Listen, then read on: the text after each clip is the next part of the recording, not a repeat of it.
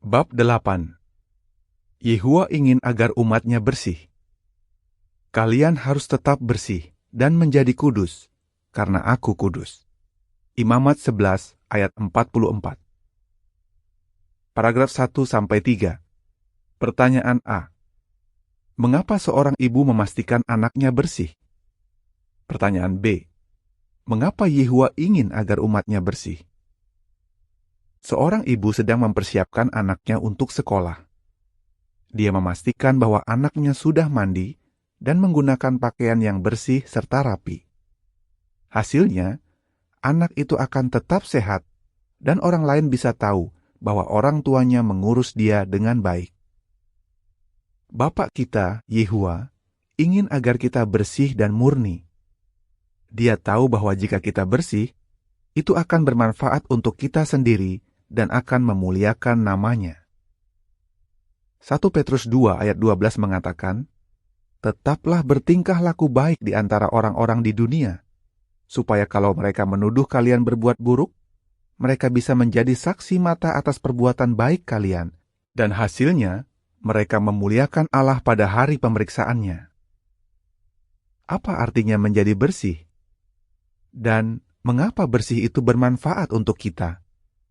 Di bab ini, kita akan mencari tahu jawabannya. Dengan begitu, kita akan tahu hal-hal apa saja yang mungkin masih perlu kita sesuaikan. Mengapa kita harus bersih? Paragraf 4 dan 5. Pertanyaan A. Mengapa kita perlu menjadi bersih?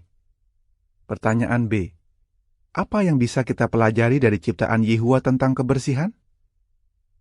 Kita belajar untuk menjadi bersih dan murni dari teladan Yehua. Jadi, alasan utama kita ingin menjadi bersih adalah karena kita ingin meniru Allah. Efesus 5 ayat 1.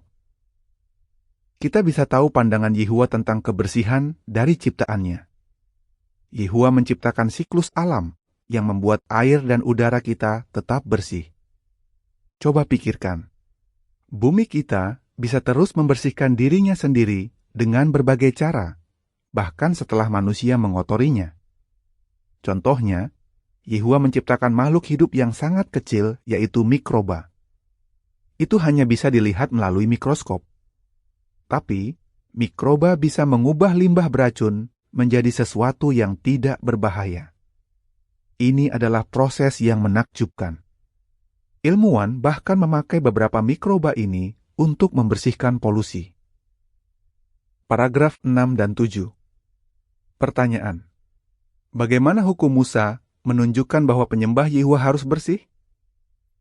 Kita juga tahu betapa pentingnya untuk menjadi bersih melalui hukum Musa yang Yehua berikan kepada bangsa Israel. Misalnya, orang-orang harus bersih secara jasmani agar ibadah mereka diterima Yehua.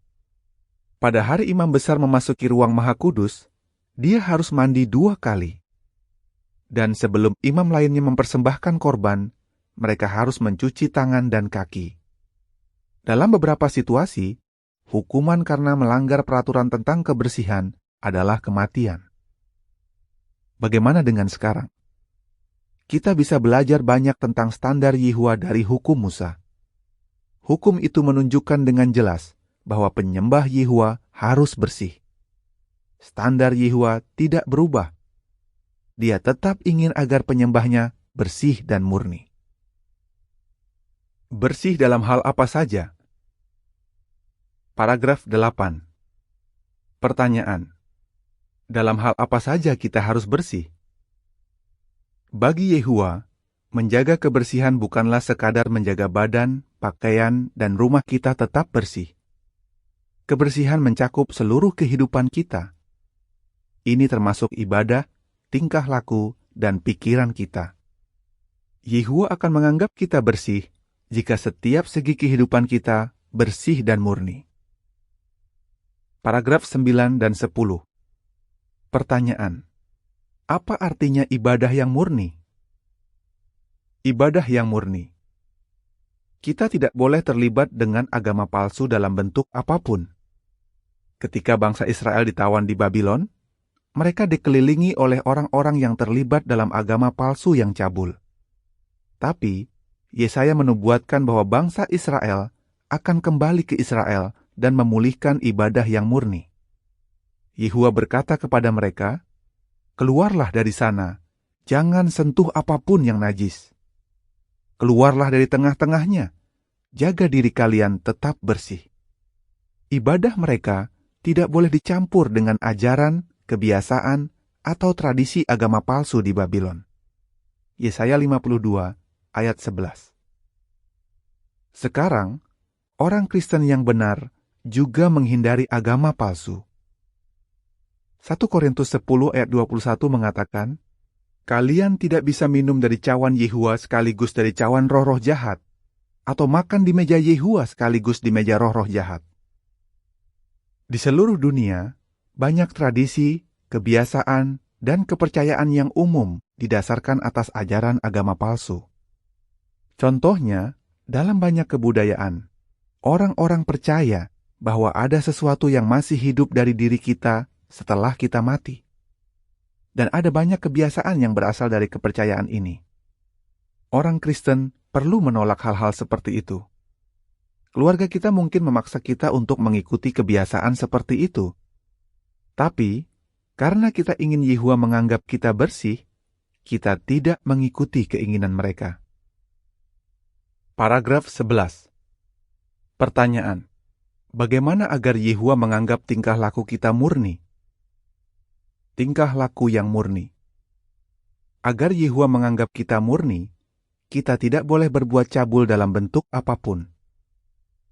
Efesus 5 ayat 5 mengatakan, "Kalian sendiri tahu dan sadar bahwa orang yang berbuat cabul, atau orang yang najis, atau orang yang serakah, yang sama dengan penyembah berhala, tidak akan mendapat warisan dalam kerajaan Allah yang diperintah oleh Kristus."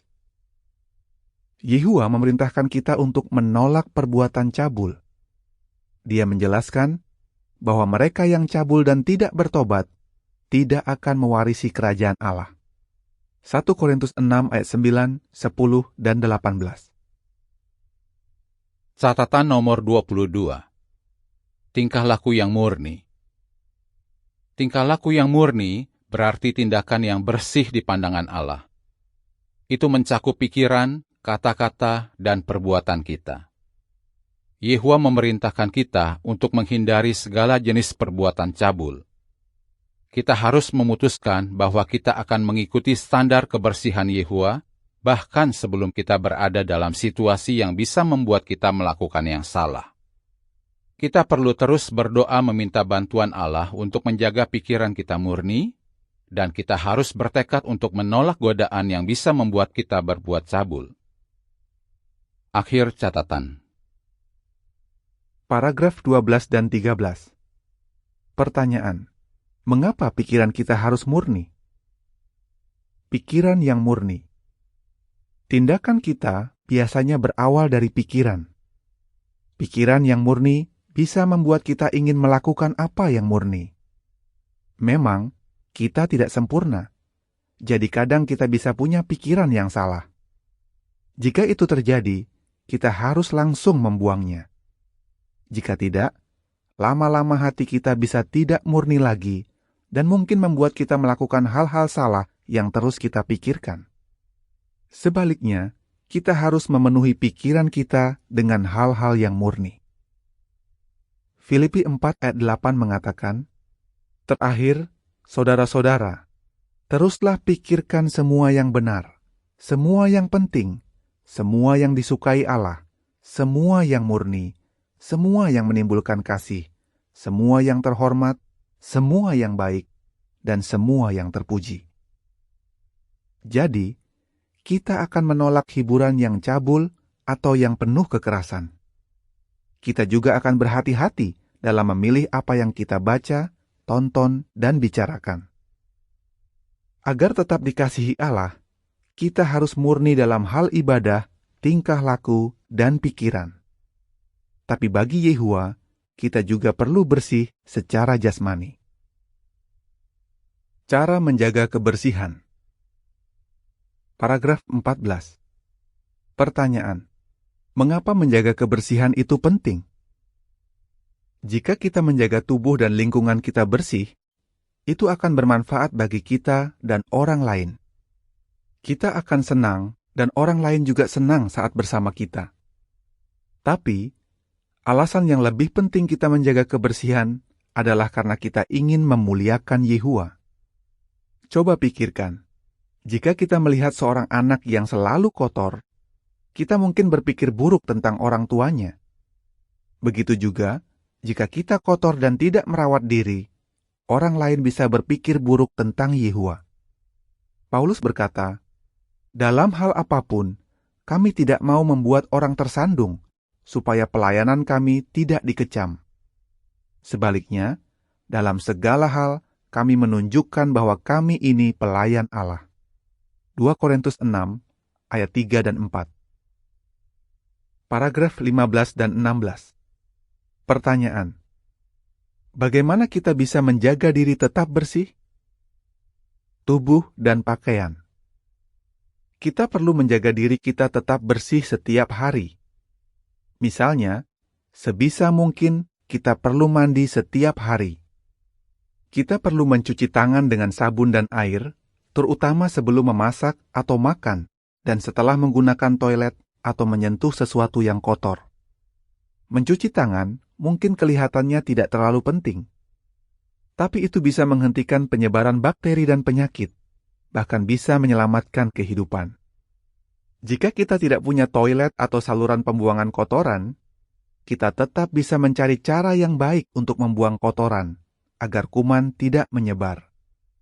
Bangsa Israel tidak punya sistem pembuangan kotoran. Jadi, mereka mengubur kotoran mereka di dalam tanah dan jauh dari rumah orang-orang dan sumber air. Pakaian kita tidak perlu mewah, mahal, atau selalu mengikuti model terbaru. Tapi, itu harus rapi dan bersih.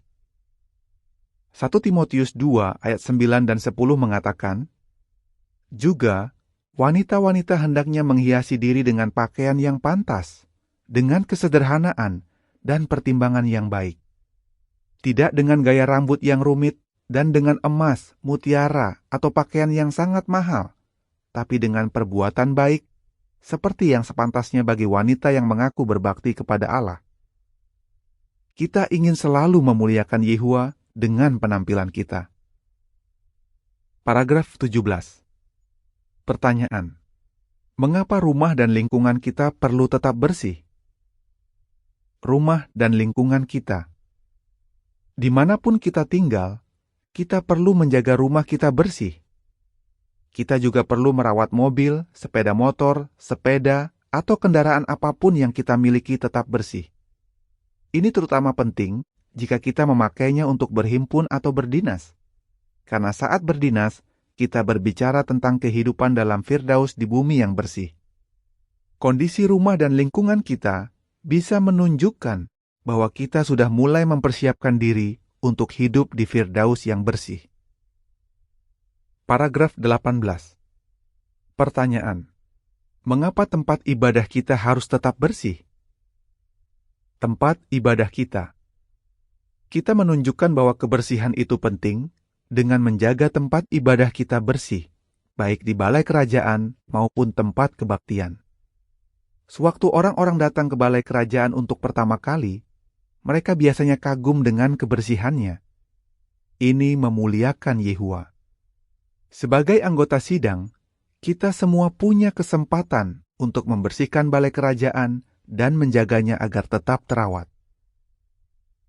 Menyingkirkan kebiasaan najis. Paragraf 19. Pertanyaan: apa yang perlu kita hindari? Alkitab memang tidak menyebutkan setiap kebiasaan najis yang harus kita hindari. Tapi, Alkitab memberi kita prinsip, sehingga kita bisa mengerti perasaan Yehua terhadap hal-hal itu. Dia tidak mau kita merokok atau menyalahgunakan minuman beralkohol atau obat-obatan.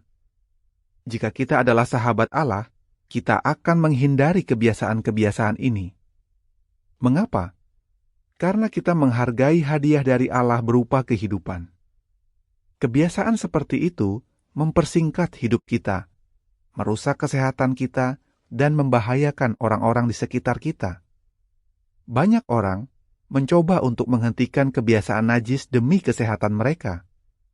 Tapi sebagai sahabat Yehua, kita punya alasan terbaik untuk berhenti, yaitu karena kita menyayangi dia. Seorang wanita muda berkata, "Dengan bantuan Yehua, saya berhasil mengubah kehidupan saya dan menghentikan kecanduan saya. Saya tidak mungkin bisa berhasil kalau saya hanya mengandalkan diri saya sendiri." Sekarang, kita akan membahas 5 prinsip Alkitab yang bisa membantu seseorang menghentikan kebiasaan najis. Paragraf 20 dan 21. Pertanyaan: Yehua ingin kita bebas dari kebiasaan apa? Saudara-saudara yang kami kasihi, karena kita sudah mendapat janji-janji itu, mari kita membersihkan diri dari apapun yang mencemari tubuh dan pikiran kita, supaya kesucian kita menjadi semakin sempurna karena takut kepada Allah. 2 Korintus 7 ayat 1. Yehua ingin kita bebas dari kebiasaan najis yang bisa merusak pikiran atau tubuh kita. Alasan kuat untuk membersihkan diri dari apapun yang mencemari dicatat di 2 Korintus 6 ayat 17 dan 18. Yehua berkata, "Jangan lagi menyentuh apa yang najis." Lalu dia berjanji, "Aku akan menerima kalian. Aku akan menjadi bapa kalian, dan kalian akan menjadi putra-putriku." Jadi, jika kita menghindari apapun yang membuat kita kotor atau najis, Yehua akan menyayangi kita seperti seorang ayah menyayangi anaknya. Paragraf 22-25. Pertanyaan: prinsip Alkitab apa saja yang bisa membantu kita menghindari kebiasaan najis? Kasihilah Yehua Allahmu dengan sepenuh hati, sepenuh jiwa, dan seluruh pikiranmu. Matius 22 ayat 37. Ini adalah perintah terpenting. Yehua berhak mendapatkan kasih kita yang sepenuh hati. Kita tidak bisa mengasihi Dia dengan sepenuh hati jika kita melakukan sesuatu yang bisa mempersingkat kehidupan atau merusak otak kita. Sebaliknya, kita akan berbuat yang terbaik untuk menghargai kehidupan dari Dia. Yehua memberi semua orang kehidupan, napas, dan segala sesuatu. Kisah 17 ayat 24 dan 25. Jika sahabat kita memberi kita hadiah yang istimewa, apakah kita akan membuangnya atau merusaknya? Kehidupan adalah hadiah yang menakjubkan dari Yehua. Kita benar-benar menghargai hadiah ini. Jadi, kita ingin menggunakan kehidupan kita untuk memuliakan Yehua. Kasihilah sesamamu seperti dirimu sendiri. Matius 22 ayat 39. Kebiasaan najis tidak hanya merugikan kita sendiri, tapi juga orang-orang di sekitar kita, yang biasanya adalah orang-orang yang kita sayangi. Misalnya, jika seseorang tinggal bersama dengan perokok, dia bisa mengidap penyakit serius karena menjadi perokok pasif. Jadi, dengan menghentikan kebiasaan najis, itu berarti kita menyayangi sesama. Teruslah ingatkan mereka untuk tunduk dan taat kepada pemerintah dan para penguasa. Titus 3 ayat 1. Ada banyak negeri yang melarang kepemilikan atau penggunaan obat-obatan tertentu. Karena Yehua memerintahkan kita untuk menghormati pemerintah, kita mematuhi hukum seperti itu. Paragraf 26. Pertanyaan A. Apa yang harus kita lakukan agar Yehua menerima ibadah kita? Pertanyaan B. Mengapa tetap bersih di mata Allah adalah cara hidup yang terbaik? Jika kita ingin menjadi sahabat Yehua, mungkin ada beberapa hal yang harus kita ubah. Jika ada, kita harus mulai dari sekarang.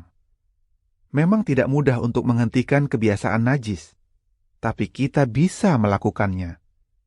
Yehua berjanji untuk membantu kita. Dia berkata, "Aku Yehua adalah Allahmu, yang mengajarmu demi kebaikanmu, yang menuntunmu di jalan yang harus kamu tempuh." Yesaya 48 ayat 17. Jika kita melakukan yang terbaik untuk tetap bersih dan murni, kita bisa yakin bahwa kita memuliakan Allah kita. Prinsip Alkitab. 1. Yehuwa itu kudus dalam segala sesuatu. Kalian harus kudus karena aku kudus. Imamat 11 ayat 45. Apa maksudnya menjadi kudus? 2 Korintus 6 ayat 3, 4, 17, dan 18. Menjadi kudus atau bersih mencakup setiap segi kehidupan kita. Ini termasuk menjaga tubuh, pakaian, dan rumah kita bersih. Ini juga mencakup menjaga ibadah, tingkah laku, dan pikiran kita murni. Keluaran 30 ayat 17-21 dan Yeremia 10 ayat 12. Kebersihan itu penting bagi Yehuwa. Mazmur 19 ayat 8 dan 9. Matius 15 ayat 18 dan 19. Dan Filipi 4 ayat 8. Tindakan kita berawal dari pikiran kita. Jadi, kita ingin melakukan segala sesuatu agar pikiran kita tetap murni. 2. Ibadah kita harus murni. Kalian yang membawa perlengkapan rumah Yehuwa, jaga diri kalian tetap bersih. Yesaya 52 ayat 11. Bagaimana agar ibadah kita tetap murni? 1 Korintus 10 ayat 21 dan Yakobus 1 ayat 27. Kita menolak tradisi, kebiasaan, dan kepercayaan yang berhubungan dengan agama palsu. Imamat 11 ayat 44 dan Maleakhi 3 ayat 6. Yehuwa selalu melindungi umatnya dengan memberi mereka hukum dan prinsip. 3. Kebiasaan najis merusak persahabatan kita dengan Yehuwa. Mari kita membersihkan diri dari apapun yang mencemari tubuh dan pikiran kita. 2 Korintus 7 ayat 1. Kebiasaan najis apa yang Yehuwa ingin kita hindari? Matius 22 ayat 39. Kisah 17 ayat 25. Dan Titus 3 ayat 1. Hindari semua yang bisa merusak tubuh dan memperpendek kehidupan kita, seperti merokok dan menyalahgunakan minuman beralkohol atau obat-obatan. Kita menghindari kebiasaan seperti ini karena kita menghargai kehidupan kita dan orang lain serta hukum di negeri kita. Roma 7 ayat 21-25. Bahkan jika kita perlu berjuang keras untuk menghentikan kebiasaan buruk, kita tidak akan menyerah. Dengan bantuan Yehuwa, kita bisa menang. 4. Kita bisa menghentikan kebiasaan buruk. Saya memukuli tubuh saya dan menjadikannya budak. 1 Korintus 9 ayat 27. Apa yang bisa membantu kita menghentikan kebiasaan buruk? Matius 6 ayat 13. Berdoalah memohon kuasa kudus untuk melawan keinginan yang salah. 1 Petrus 4 ayat 3 dan 4. Hindari orang-orang, film, atau musik yang membuat kita sulit menghentikan kebiasaan buruk. Roma 12 ayat 1 dan 2. Selalu siap untuk menjelaskan kepada orang lain alasannya kita tidak melakukan sesuatu. Contohnya, alasan kita tidak merokok.